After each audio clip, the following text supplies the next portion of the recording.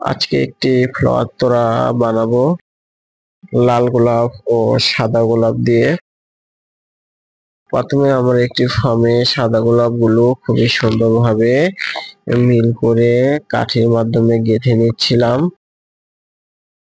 সাদা গোলাপের রাউন্ড শেপটি মোটামুটি হয়ে গেলে লাল গোলাপের রাউন্ড শেপটি আমরা শুরু করি। লাল গোলাপের রাউন্ড শেপটি ছিল 2 লাইন। 2 লেয়ার ফুল দেওয়ার পরে তোড়াটি বড় হচ্ছিল। ফুল দেওয়া শেষে আমরা কামিনী পাতা ফুলের চতুর্পাশে সুন্দরভাবে গেঁথে নিচ্ছিলাম। পাতাগুলো সুন্দরভাবে কাটিং করে নিচ্ছি। পরিশেষে আমরা চায়না পিপিটি দিয়ে তোড়া কাভারিং করব। চায়না পিপি দিয়ে তোড়া কাভারিং করার পর তোড়ার সৌন্দর্য ফুটে উঠছে, আপনারা ভিডিওতে দেখতে পাচ্ছেন।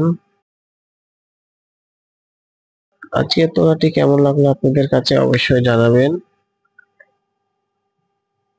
তোড়াটি যদিও শর্টকাট ডিজাইনের মধ্যে খুবই সুন্দর ছিল।